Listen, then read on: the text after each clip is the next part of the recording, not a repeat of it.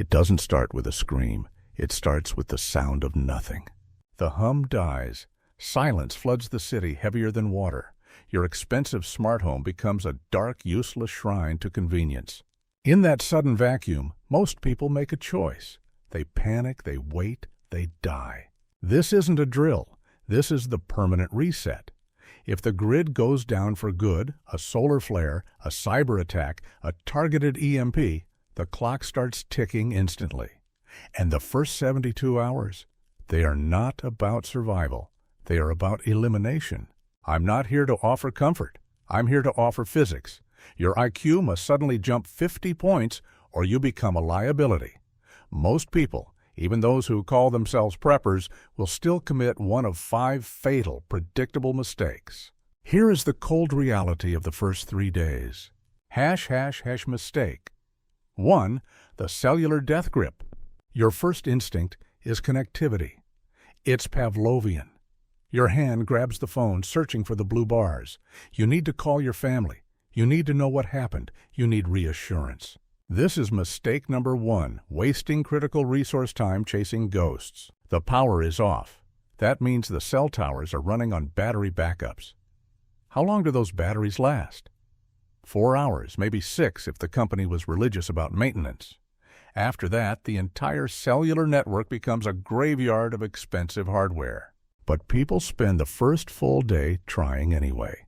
They walk outside, waving the antenna, draining their battery reserves completely. They are sacrificing actionable intelligence for meaningless chatter. Your phone is now a paperweight. Accept it. What you should be doing is listening.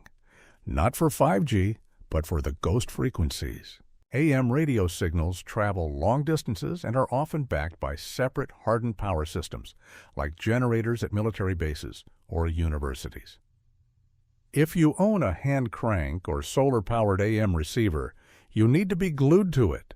Forget the news anchors, listen for the operators. Emergency broadcast systems sometimes rely on older, lower-frequency tech that isn't tied to the modern power grid. More importantly, listen for ham radio operators. They run on their own deep-cycle batteries or solar banks. They are independent. They are often the only reliable lifeline to information outside your immediate kill zone. If you waste 8 hours standing in your driveway holding a dead smartphone, you have lost 8 hours of critical planning. That time should have been spent hardening your defenses. If you run your phone battery dead in the first 12 hours, you forfeit your flashlight, your digital maps, and your encrypted survival documents. It's reckless energy mismanagement driven by psychological dependence. This mistake proves you are still tethered to the world that just failed you. It is a lethal form of denial. # mistake. 2. The security naivety. Most people assume the danger comes from outside the neighborhood. They are wrong. The danger is often your neighbor, 2 days later, hungry and terrified. This is mistake number 2, failing to secure the perimeter before the looting psychology kicks in. In the first 72 hours, resources are perceived to be infinite, but access is temporarily restricted. People will be polite for the first day. They will be desperate by the 3rd. If your house looks soft, it becomes the target. If you wait until you hear glass breaking down the street to secure your own doors, you are already too late. Looting is a wave. It starts with opportunistic theft and escalates rapidly into violence when resistance is met. You must become an unattractive target immediately. Don't advertise. No generator noise, no visible lights. Total blackout discipline is mandatory. Close the blinds, close the shutters. If you don't have shutters, improvise with plywood or dense fabric. Silence is your armor. Now, security hardening. Doors are the main point of failure. Most residential door frames are cheap softwood, easily breached by a swift kick or a pry bar. Focus on reinforcing the jamb. Look into your pantry. Find the canned goods. Use those heavy cans to weigh down furniture and barricade entry points, especially basement windows. This isn't about looking impenetrable. It's about making your house take longer to breach than the house next door. The amateur looter seeks the path of least resistance.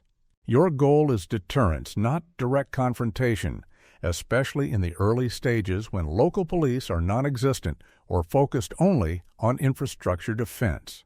Physical security measures must be implemented while the threat is still theoretical. By hour 48, when the social contract has officially dissolved, implementing defenses becomes a combat scenario. Think about sight lines. Do you have a clear view of your property? Where are the blind spots where someone can stage an attack or wait for you to exit? If you are on the second floor, you have an advantage. If you are on the first floor or in a ground-level apartment, you must be hyper-vigilant.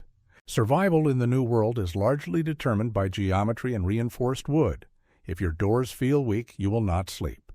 If you do not sleep, you will make the next deadly mistake. Mistake. 3. The consumption spike. Your refrigerator is now a ticking biological hazard. This is mistake number 3, treating your resource stockpiles like they are unlimited, especially fuel and calories. Day 1, you realize you can't cook the frozen meat, so you decide to eat the high-calorie canned food you stored for the long term. This is a panicked overconsumption of finite resources. In a permanent blackout, your calorie intake must drop sharply, immediately. Your body is designed to hoard energy. Tap into that reserve. Every action you take, walking, moving barricades, purifying water, requires fuel. That fuel is food. If you eat a 2,500-calorie diet on day 1, you are actively burning your future. Your survival math must shift from abundance to scarcity. Your primary objective for the first 72 hours is preservation of asterisk energy sources. Asterisk, not flavor or comfort. Focus on cold-stable, nutrient-dense foods, nuts, dehydrated items, and MREs that require minimal fuel to rehydrate. If you have fuel, you save it for purifying water, not cooking steak.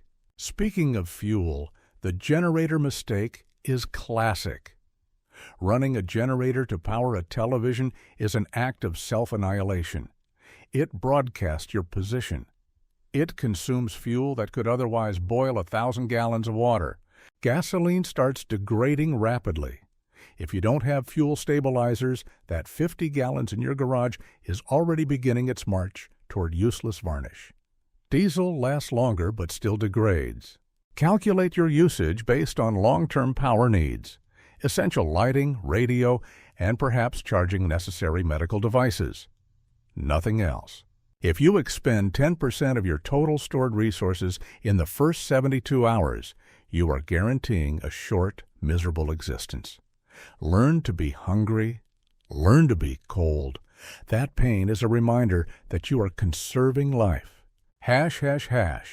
Mistake. 4. The unfiltered gulp. Your biggest, fastest killer will not be a bullet. It will be a microbe. This is mistake number 4.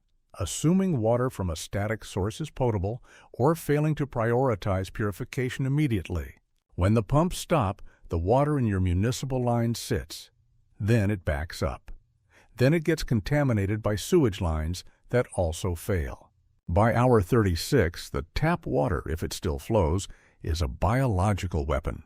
The most immediate threat is not dehydration, but cholera, giardia, and cryptosporidium.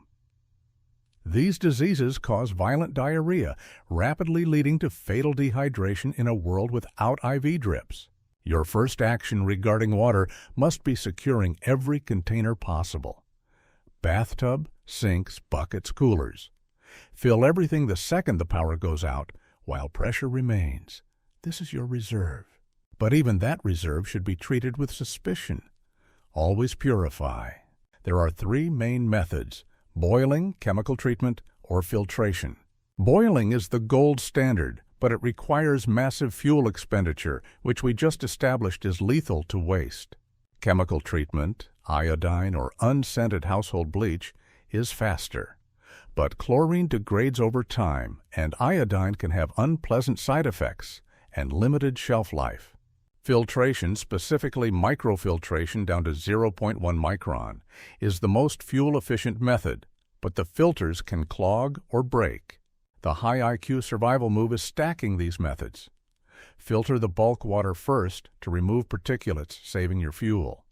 Then boil or add a microdose of bleach to kill the viruses the filter missed. Do not wait until the thirst drives you to desperation.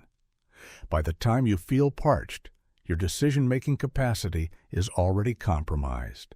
If you have children or elderly dependents, water purity is the difference between their life and inevitable death in the first week. Sanitation is the bedrock of long-term survival. Ignore the filth, and the invisible killers will take over your compound faster than any raider. ###. Mistake 5. The indoor fireplace. Survival requires heat. Desperate people prioritize immediate comfort over unseen consequences. This is mistake number 5, bringing internal combustion devices or open fires indoors without adequate ventilation. We are talking about carbon monoxide, the silent executioner. It is odorless, colorless, and binds to your hemoglobin 250 times more effectively than oxygen. It puts you to sleep permanently. People drag the generator into the garage or basement because they fear theft or the rain. They light charcoal grills inside the tent or living room for warmth. This is not a mistake. It is a guaranteed suicide pact. If you rely on combustion for heat, kerosene heaters, propane stoves, gasoline generators, they must be vented entirely outside the living structure. Ventilation must be perfect. There is no middle ground.